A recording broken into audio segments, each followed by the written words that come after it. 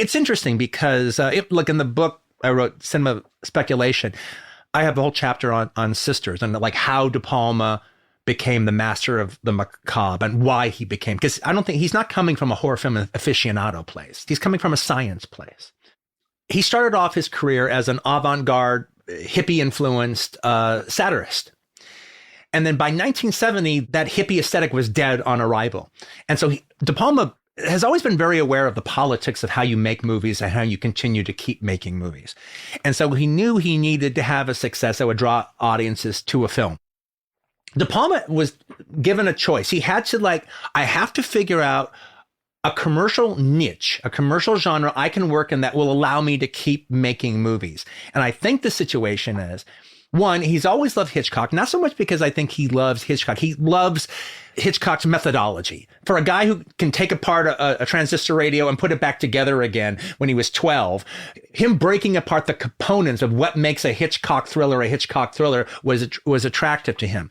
But he's also watching two things going on simultaneously at the same time in the late 60s.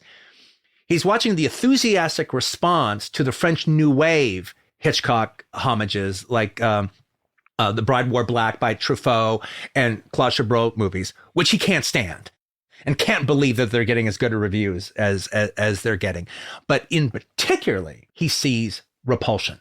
Yeah. And he thinks of Repulsion, oh, this is the way you do a Hitchcock movie now. This is a Hitchcock thriller for a new age. And where Hitchcock could be disturbing in the margins, when it came to Polanski, disturbance was the whole point. It was the whole enchilada. It was the reason to make the movie. Now, I do not think that he puts Argento as high as he would Polanski. At the end of the day, I think you would probably consider Argento a piker to some degree or another. Nevertheless, the Not Sent Psycho ad campaign of Bird with a Crystal Plumage showed him that there is a market.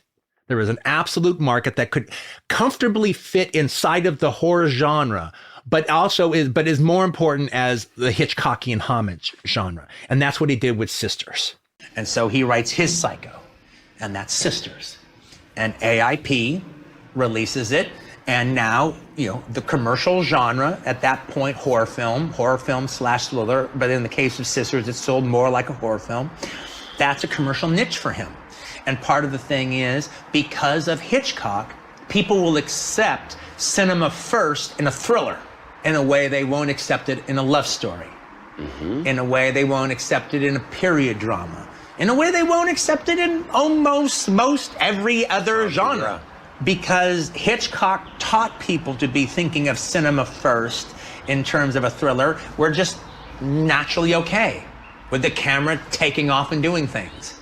That's my feeling.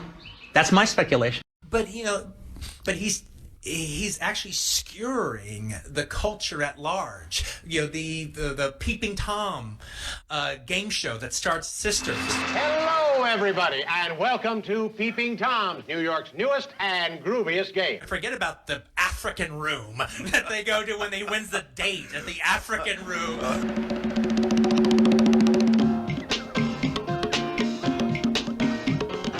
Which is like a big version of the Congo, and black waiters and grass skirts are showing up. This one right up there with Joe Dante's Canadian theme restaurant in Gremlins 2. Yes. The Mounties are serving you. Can I get you another Molson's?